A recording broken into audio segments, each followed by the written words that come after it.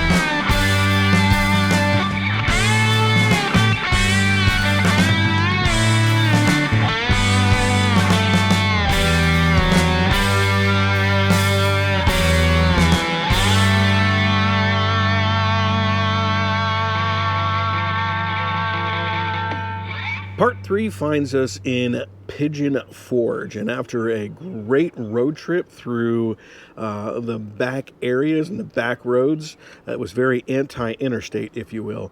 It was a fantastic journey. Started off, of course, in Boone, North Carolina, and kept on traveling, and then on the horizon, I was like, man, that is a mountain. And sure enough, that mountain was Mount Mitchell, the highest mountain this side of the Mississippi. And of course, we traversed onward through the Pigeon National Forest and into Pigeon Forge, through Sevierville, so on and so forth. So we find ourselves here now.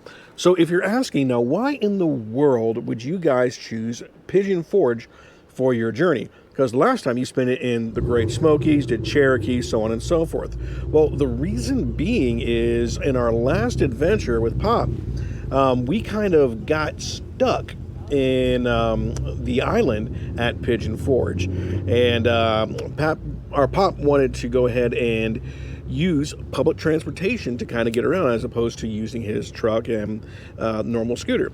And I was like, sure, whatever you want to do, that sounds good to me. Well, we got out of there, out of the train depot or the bus depot, without an issue.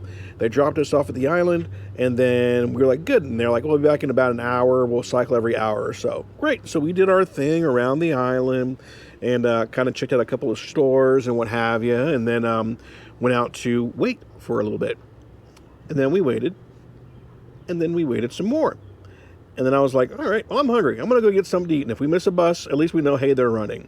So I went and ate within view of the area. Nothing. Get back from eating, and sure enough, a bus shows up. Unfortunately, there's no room for Pop to get on because the handicap accessible area had been already taken. So Pop couldn't drive his mobility scooter on there. So then we waited and waited and waited and waited. So finally we decided, you know what, it would probably be faster to walk back and, than it would be to wait on the bus. So, of course, I walked, he drove on the sidewalk, and we made it back. So there were a couple things that we wanted to do while we were in Sevierville, and this gives us a chance to do that. Additionally, this stop in Pigeon Forge gives us a chance to do more of the touristy things, such as traverse to certain little walks and be able to do some of the shows and enjoy some of the restaurants and so on and so forth in the area. Because for those that don't know, Pigeon Forge is kind of like little Orlando, Florida. So let's check out what some of our adventures lead us to. So for our first little stop here along the way, we decided to do the Gatlinburg Trail, and there was a couple different reasons for that. Reason number one, when I did my trip a couple years ago, I did Laurel Falls and really enjoyed the hike over to those particular falls. And you can go back and watch that off of the American road trip from last year. I'll go ahead and post a link right above. Now, this time around, I have Pop with me, and Pop's a little bit more limited in his mobility, so we were looking for trails that would allow him to go around on his mobility scooter. And that's why I selected the Gatlinburg Trail for this morning's little hike or walk or what have you. Gatlinburg Trail is a gravel way or a gravel path, pretty compact, pretty flat, so it's not as much as when you get into the mountains and stay like you do the trail to Laurel Falls or what have you. So along the way, we're going to go ahead and walk from the trailhead, which is really close to where we're now. We're about 100 yards from the trailhead right now. And then along the way, we're just going to take some photos and shoot some videos and let you guys appreciate the nature around us. And if you decide you want to do it, we're starting right near the trailhead off of, the Gatlinburg side of the Gatlinburg Trail.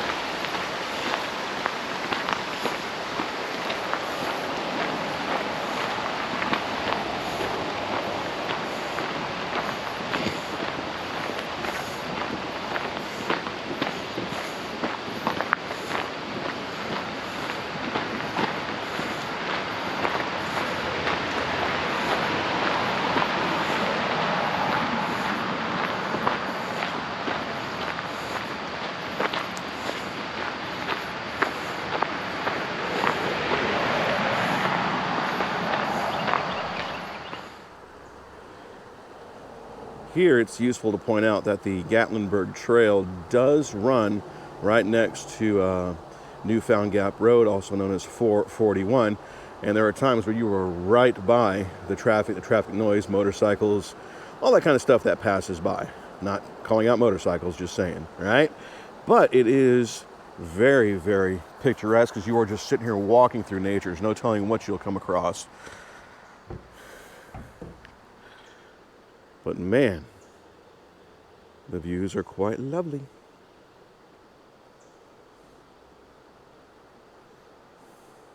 Quick note, if you decide to take the Gatlinburg Trail, there is a little bridge that passes through and crosses the creek.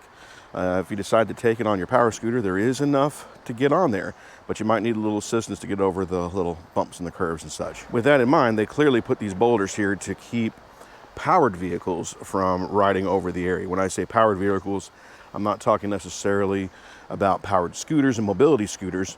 More so, I'm talking about, UTVs, ATVs, so on and so forth. Although you probably could squeeze a motorcycle easy through there.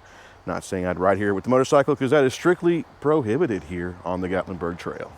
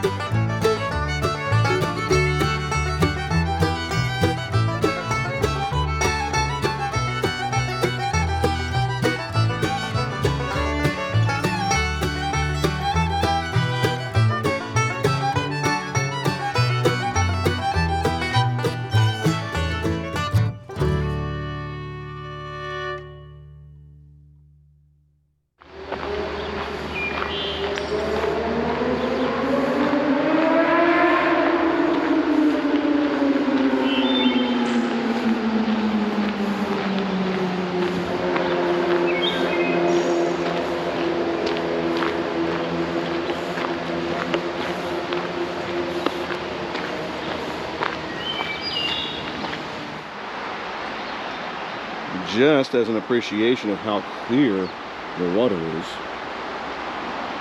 Yeah.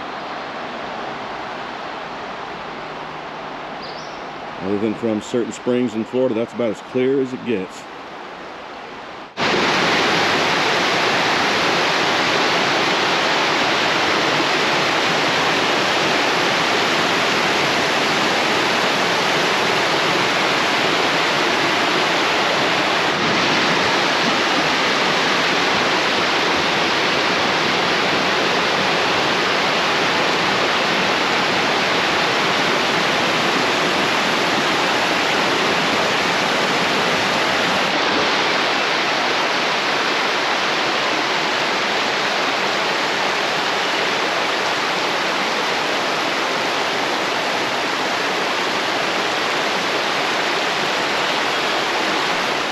So if you decide to take the trailhead from the Gatlinburg area, do note that when you get about a half mile outside the Sugarlands Visitor Center, it does open to a paved road with a little walkway on the side, kind of inferring that there's still the Gatlinburg Trail there. Ooh, little doggies enjoying the water.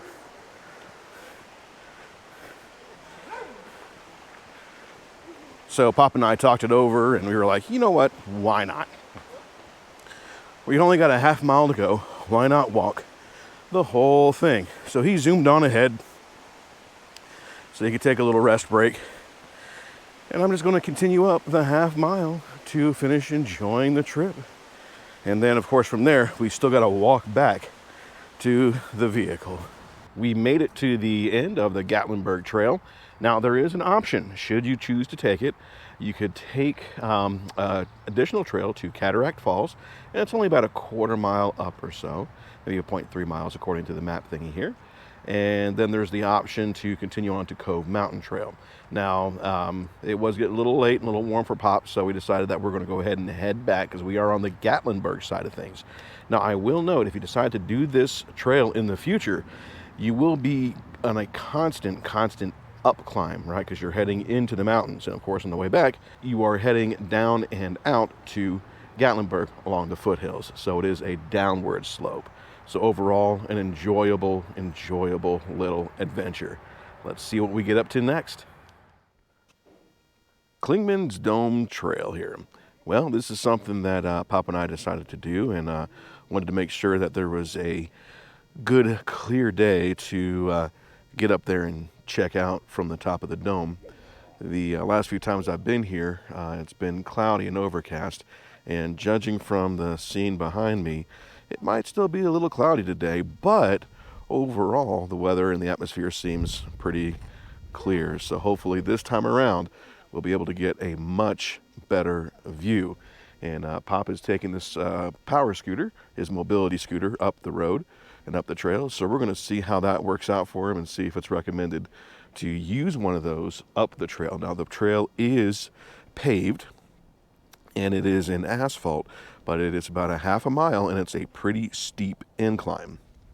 Now, last time I came, I was pretty healthy, but it was still pretty taxing on my body to make it happen. However, I put on a couple pounds since then, so I'm expecting it to be a little bit more taxing on my body. Par for the course. So in a few minutes, I'll check in with you guys and we'll see how it goes. I'm not going to record the walk up the trails simply because there are too many people and I don't want to worry about blurring faces and such. Definitely made it to the top here. And if you're looking behind me, yeah, it's kind of foggy over there, but I am blessed with the view behind me as the clouds kind of break. Now the wind is going from where I'm currently standing to about in front of me, behind me, so the clouds are having a chance to kind of break down before they head over, so you can see a little bit more than I was able to see the last time I was up here.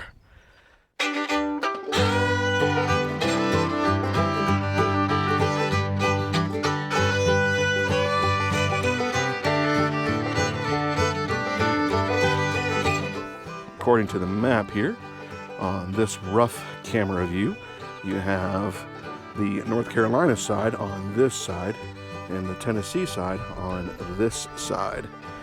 Let's see here. From here you can see, if it was a clear day, Cades Cove, Thunderhead Mountain, and Cove Mountain. Let's check some of the other ones out here. Oh, hey, looky. A little bit more there. We'll take it. Wow.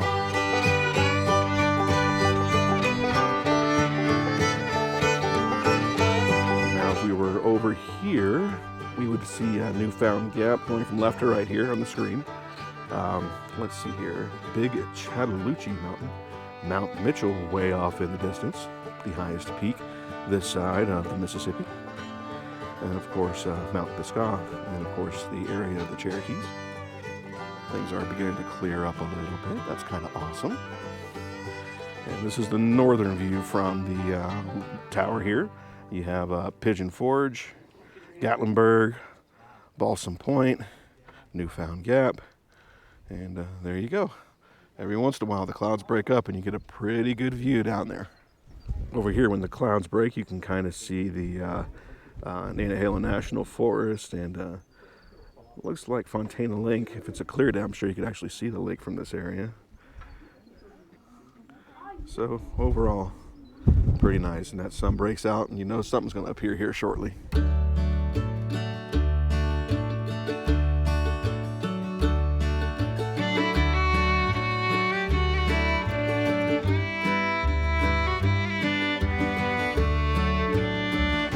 So on this ridge here, what we're currently experiencing is well, there's a pretty good breeze up here, right? And that breeze is caused by, of course, as a mountain rises and falls, overall breeze needs to compress on the top, right?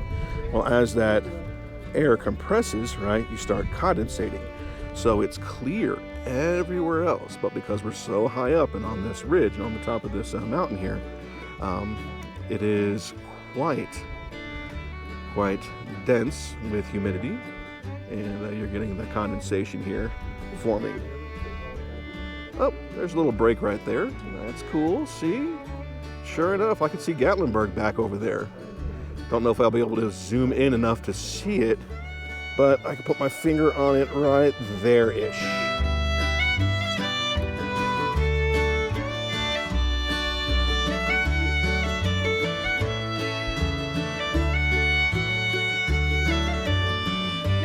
What a reward.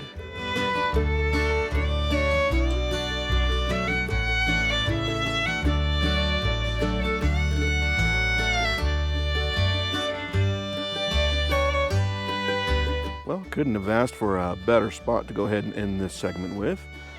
Yeah, make sure you bring your health game if you're on your way up. On your way down, not so much.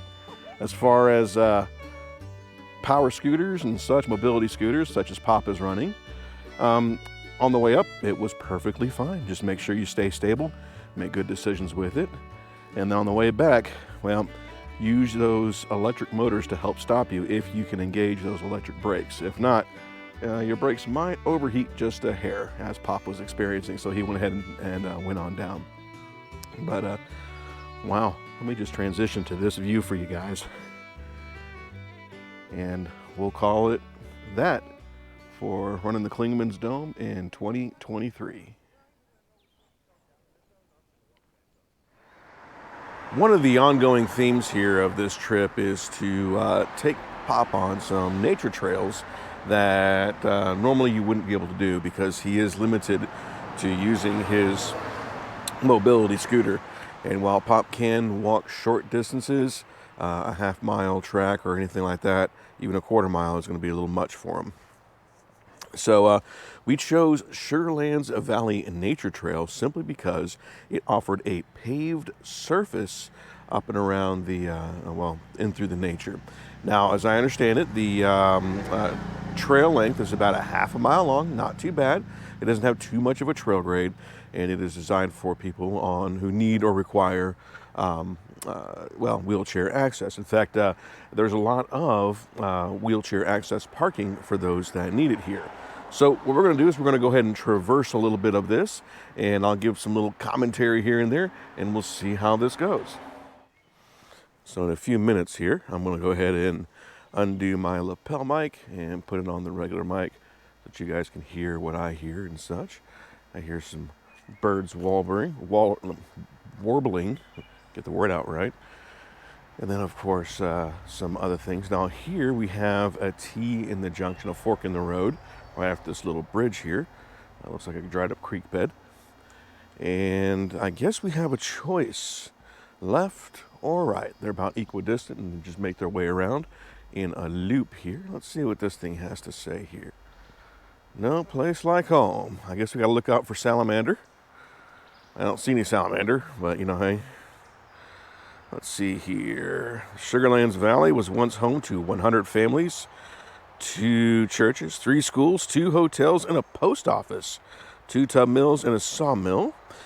Communities in the valley carried names like Bullhead, Goober Farm, 2 Mile Branch, and Forks of the River, the cluster of homes in this immediate area. These are those who lived here, worked on small farms, and produced just enough for their families to survive. By 1920, the face of the land had changed. Loggers clear-cut the hillside. Local farmers yielded to summertime residents who built simple cottages. Some of the chimneys still stand. With the creation of the national parks in the 1930s, the farmers, loggers, and summer residents all left. After they left, nature's centuries-long process of reclaiming the landscape began. So that explains the cottages thing. Explains why we saw those chimneys in the Gatlinburg Trail there. Let's see here: Forks of the River, 2 Mile Branch, Sugarlands Branch, Ash Hopper, Big Branch, Little Pond. Sweet.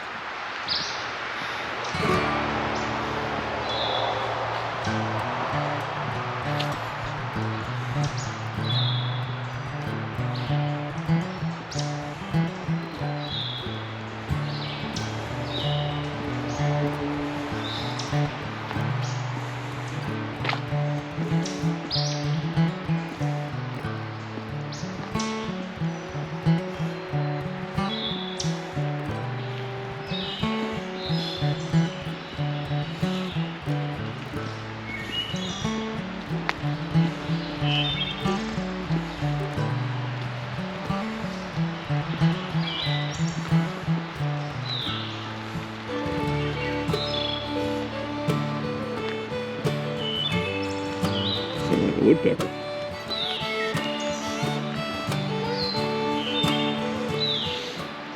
So again, this was abandoned in about the 1930s, and as the the Smoky Mountains were becoming more of a national forest, residents kind of started to leave because of the, well, I'm assuming lack of opportunity created from the people slowly leaving the area. Rules, regulations against deforestation, so on and so forth. And they couldn't get the trees to cut stuff, so that cut the sawmills. And as people started to leave and so on and so forth, there was no need to sell your wares or your goods and such. Looks here like we had somebody's property over here. Looks like a property outline laid out by not necessarily fallen trees, but the cobblestone rocks.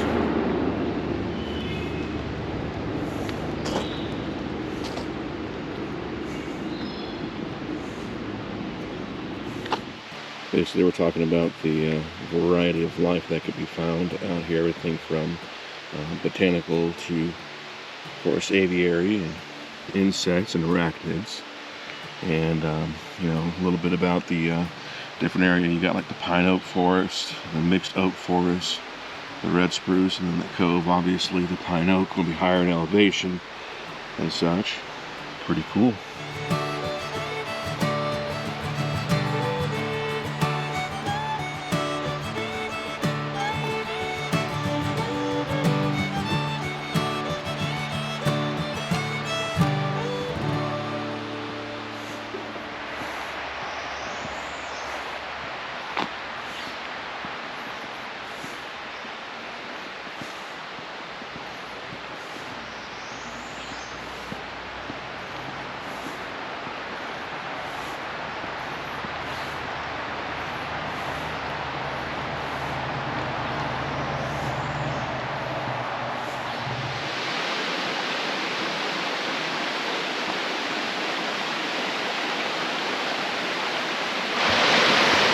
Now, I could go further up, but I really don't want to disturb the moss and the algae and the other kinds of things going on here. So I'm going to stop where I'm at and just take a picture of this.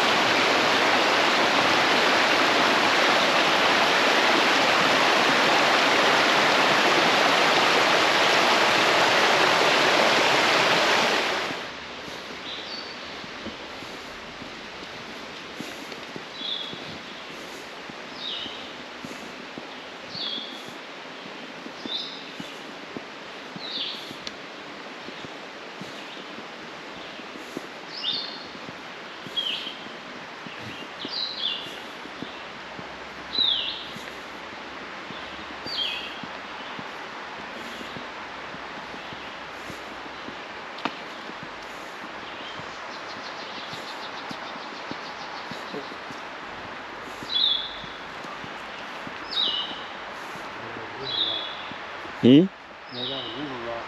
Mm-hmm.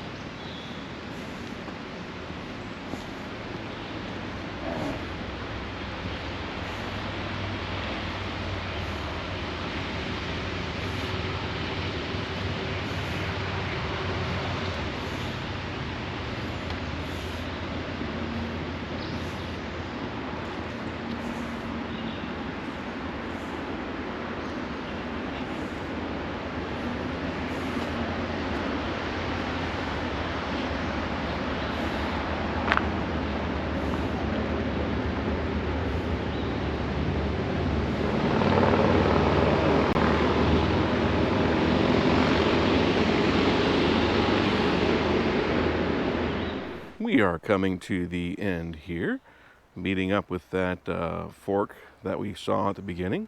Not a bad little path there, a good little experience. And of course, it doesn't take too long when you're on the paved falls here. So our next stop is to the Sugarlands Visitor Center. Now, when we went here last time and we walked up the Gatlinburg Trail, there was an opportunity to go to Cataract Falls. So we decided not to because we needed to get back to the truck and what have you, and we still had that 2-mile trek to get back. So we are going to go do that today. We are going to go ahead and walk to Cataract Falls from the Sugarlands Visitor Center and see what that's like and get a chance to experience that. Now, we did ask the ranger there if it was possible to do on Pop's bigger scooter, and he says, yeah, you might be able to get there with that. I can't promise anything because some of the roots stick up a little bit. And I was like, you know what, let's go ahead and do it on another day.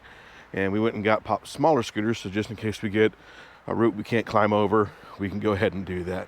So let's go check out those falls and see what it takes to get there.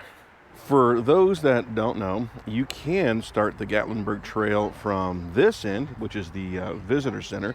We're at the Sugarlands Visitor Center, through which Newfound Gap Road will take you through the mountains and such. Now you can take this trail on down to Gatlinburg, and it is a downhill slope, and then walk it back up. We just chose the opposite. So you can go straight ahead for that one. But we're going to go ahead and take the trip to Cataract Falls and then see and follow up with what it's like to go to Fighting Creek Nature Trail. So we're going to try them both here, see how it goes. Very similar to the Gatlinburg Trail is the gravel paved nature at the start of the trail here. Now, like the ranger was saying, there are some roots up in here. So if you're taking your powered scooter, make sure you keep that in mind. Pop seems to be making it back there okay. I'll get you over that.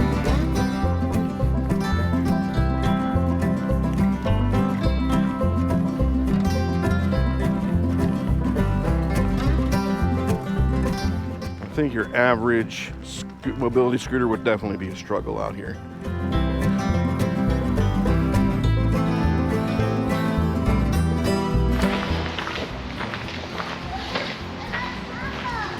Those little signs are for the kiddos.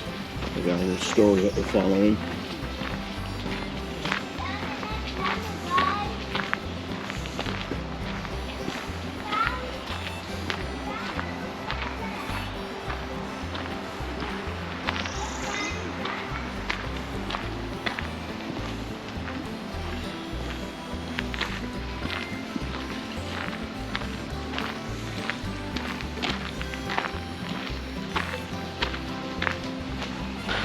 So right after you cross this bridge here, you'll have a choice, left or right. Left will take you through the nature trail, the Fighting Creek, and right will take you to Cataract Falls. So we're going to follow Cataract Falls for a little bit.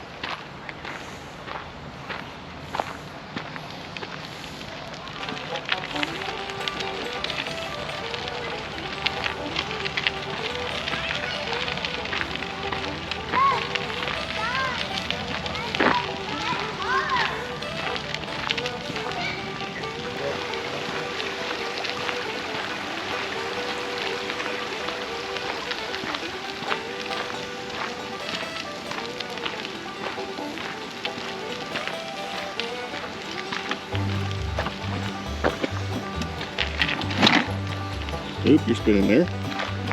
I got it. Let me get up.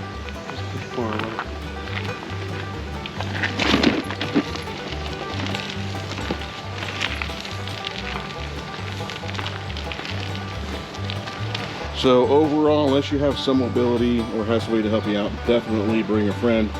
Definitely not for your average mobility scooter.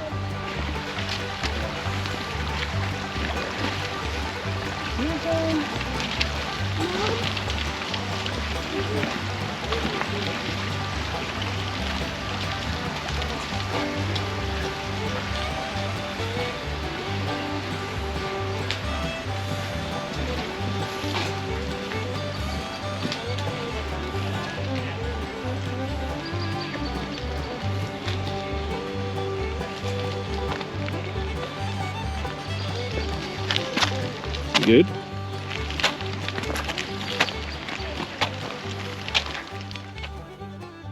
It was up to this point where Pop said, nah, we're good. All right, so again, good for families and such, not good for power scooters. I want to forge on, take a look at the falls, and he said he'd wait for me. So we'll go ahead and do that. Now, there is a road right behind this brush that leads over a bridge that we just crossed under.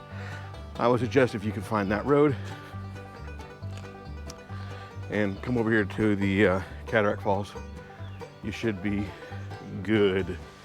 This is Cataract Falls. So after traversing those stairs, it was just a quick jaunt over to see this. Now I was listening in to the tour guide from the Jeep tour, and he says that the reason that little kid's having a temper tantrum over there. He said that the reason that this thing got its name was because when it rains excessively, a little bit of mist calls up and it resembles visually the cataracts in your eye. So there we go. He just looked over and gave his nod of approval.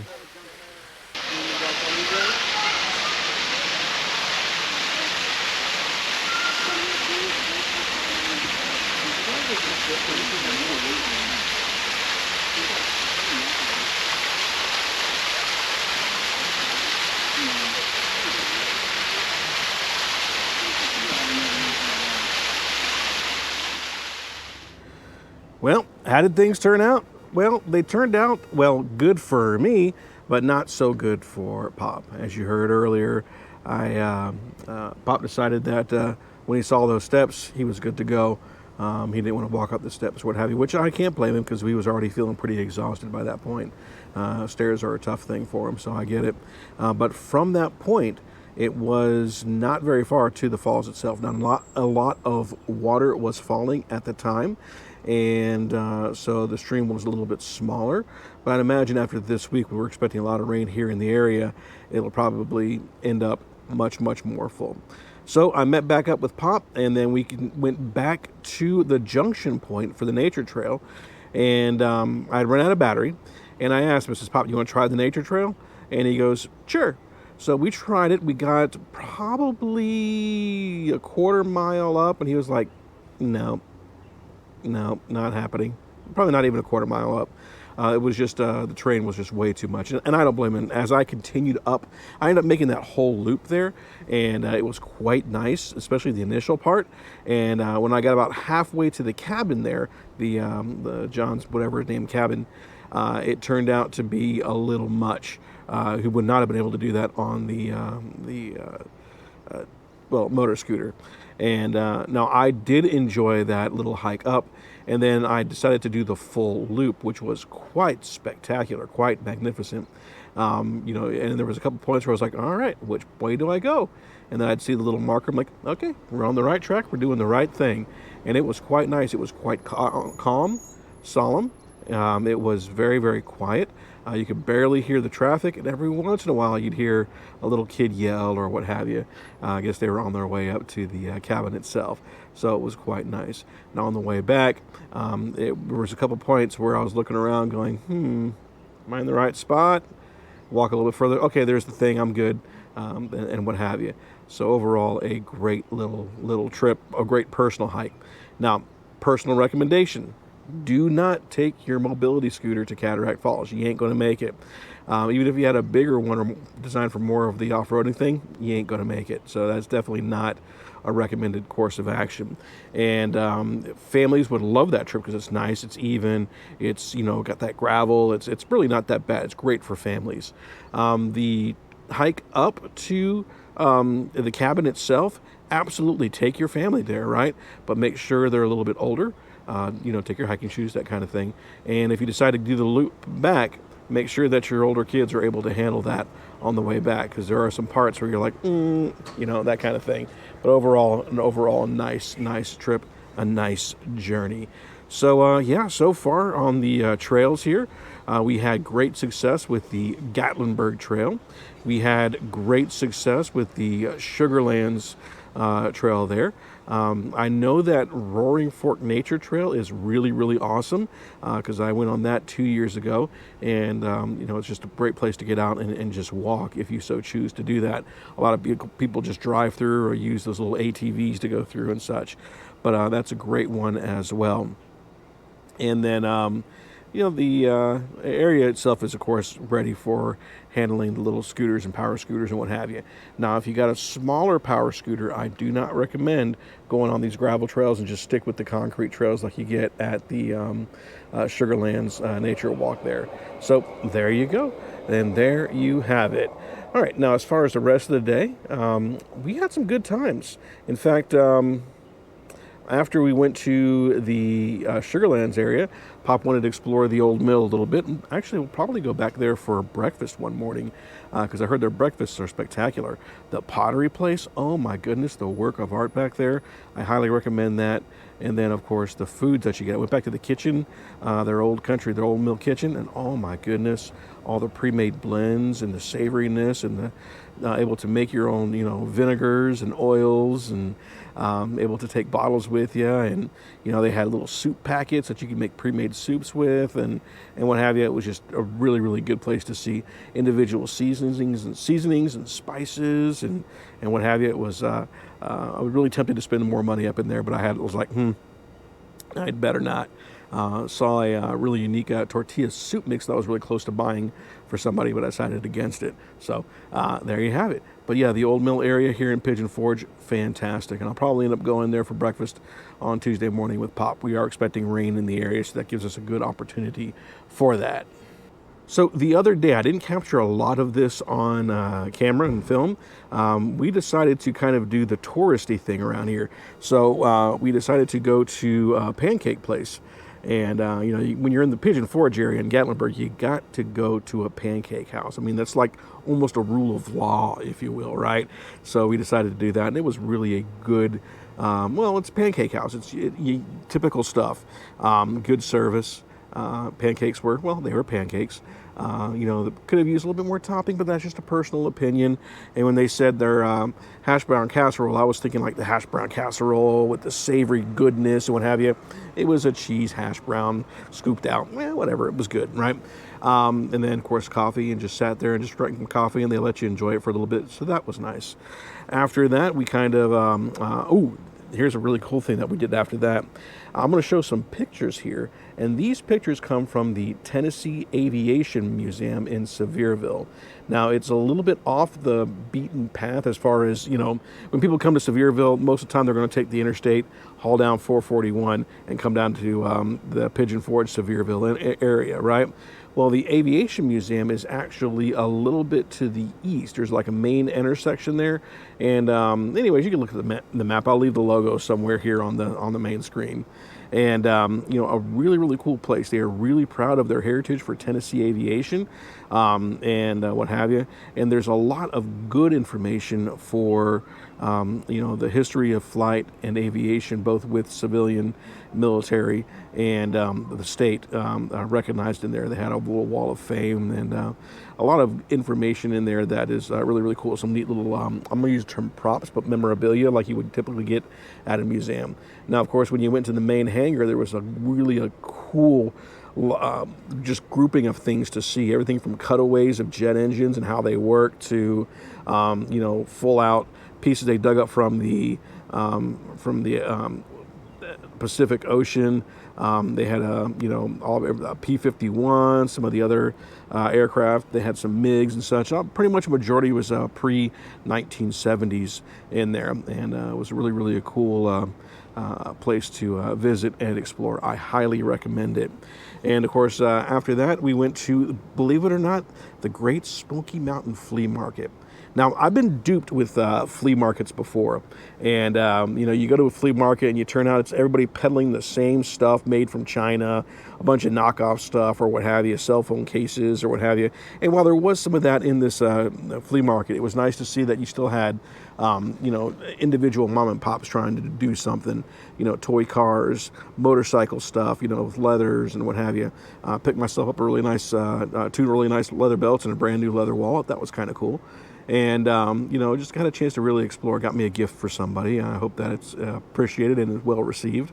And, it was just a good place to explore. Now, what I liked about it, again, there was no, they weren't trying to hawk a whole bunch of Chinese stuff and fresh produce, because I've been to places before where it's like that, and you walk through these vendors and these houses, and you're like, this is the same stuff they have over here, or this is the same stuff they have across the way, or this is the same stuff they have over here. It's silly, and it's that cheap stuff or that knockoff stuff, like the knockoff sneakers and pants and clothing and what have you. And I'm glad it wasn't full of that. So that was off of Interstate 40 in the Kodak area, off the exit to come to Sevierville and Pigeon Forge. Now, I do recommend on your way out, use the alternate exit. Okay, there's an alternate way, and that is very much the less trodden path, because the traffic was backed up all the way to the flea market to that main road there, and there was a lot of people on the road. So there you go. And so yesterday it turned out to be really, really enjoyable. Now, later on that day, we decided to go ahead and catch the hit parade. It was like what was it called that? The Time Warp Hit Parade, right? And it was a show based off of, hits of the 60s, 70s, and 80s. And, the show was actually quite awesome. I will admit it started a little rough, and I was beginning to wonder and consider, okay, where's this going? And, there were some harmonies that weren't quite there, especially when they tried to pull off Queen, and it was like, not quite there, guys.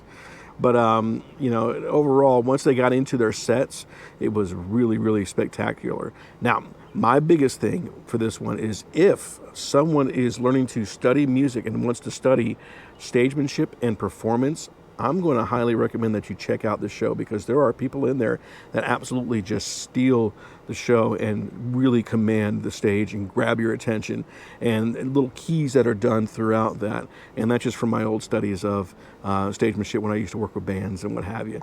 So really, really cool experience. So what's up for the rest of the days? Well, we got the rest of today. I think Pop wants to just kind of chill and relax this day, which I agree. We've been off and going and going and going. And so this gives us a good chance to kind of sit and chill. I think we're going to grill some steaks tonight. Look forward to that. Got me a little special recipe I'm going to whip up, and we're going to use the that guy, not the grill, but we're going to use the griddle behind me to cook our steaks tonight. And we got a little bit of garlic bread and some salad and what have you. It'll be a nice Father's Day treat. And then tomorrow, I think we're just going to do ourselves a little breakfast here. I got some sausage, we got some eggs, we got pancake mix should we choose to get it. And we'll see what kind of things go from there. Now, we are expecting weather in the area. Well, weather's all the time, but, foul weather in the area. A little bit of rain and such coming through starting tomorrow. And so we're going to kind of see and play it by ear what we're going to do. That means a lot of the outdoor stuff out of the question now. So I'm glad we were able to get that stuff in while we can. So if I do anything else interesting, I'll let you know. And if not, I'll come on here with a nice conclusion. What to do on a rainy day in Pigeon Forge? Well, there are a lot of options for families and people who are vacationing as couples or what have you here in Pigeon Forge area. Now, what we decided to do was because of lack of interest in some of the things that are out there, we decided to kind of make today our official kind of rest day. And while yesterday was Father's Day and we didn't have the afternoon to rest, we kind of let the reins kind of fall in the morning and then went out for a little breakfast and then Came back and we're just kind of sitting here, and we're going to do the whole movie thing. And while I do realize we can go watch movies at our hometown, given the other options that are out there for indoor activities, we decided that, hey, we'll just kind of take it easy today. Now, what are some of those other options? Well, there are plenty of museums in the area. Before, you heard me talk about the Titanic Museum. That's definitely an indoor-based activity. And while the queue might be outside for a little bit, it'll work its way inside and you'll be able to stay dry. And it's definitely a good experience and a good learning opportunity. There are plenty of escape rooms, game rooms, arcades. There's some indoor mini golf that you could partake in. There are little family centers, or there's like an upside down Wonder World, a tech center. You can go and go to various shopping areas. And while they're not indoor malls, if you could brave the rain between the shops or what have you, bring an umbrella or what have you, they're quite nice in the area as well.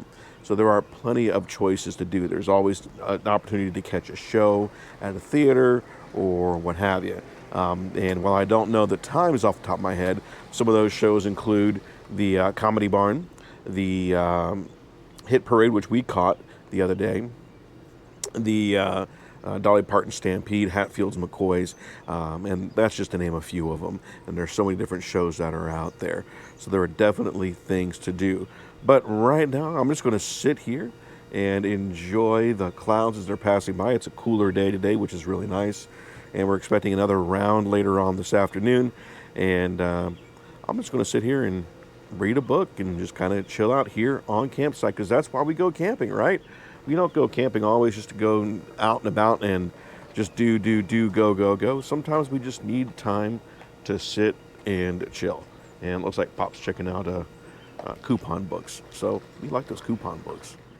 This is our last full day here in Pigeon Forge and our last full day of vacation. Of course, we don't count the trip back as a day of vacation and traveling because there's work to do. We got some things to pack up inside the camper and things to pack up from outside and disconnect everything and connect everything to the truck and head on out. But as far as the day itself is concerned, I did have one more trail I wanted to check out. It seemed wheelchair friendly, and a couple of the reviews said it was, some said it wasn't, and Pop was like, well, I don't want to take a risk driving all the way out there just to be disappointed by only being able to drive up, say, like a mile on this 2.5 mile trip or what have you. So I was like, all right, that's fine, we won't do it. We'll save it for another day. But it is a journey I would like to do in the future. So there's a couple of things I would still like to do myself, maybe on the next vacation run or what have you. Maybe I'll bring a friend along that's a little bit more mobile or what have you. But one of those is chimney tops. Would love to do chimney tops and the Alum Cave Trail. And there's one or two more little truck paths I'd like to do as well, both of which lead from Cades Cove. One goes to this side, or the northern side of Cades Cove, and the other one actually puts you out on the Fontana Dam side of things. So that would be really interesting. We'll have to do that little trail, head up to Cades Cove, head on over, and then maybe check Fontana Dam, and then just kind of go back to wherever we're at. I think that would be a fantastic trail. Overall, reflecting on this trip and this opportunity, it's been absolutely marvelous. Enjoyed the time to relax and what have you. And taking the 2 weeks has been really, really beneficial. It's long, but it's been really beneficial.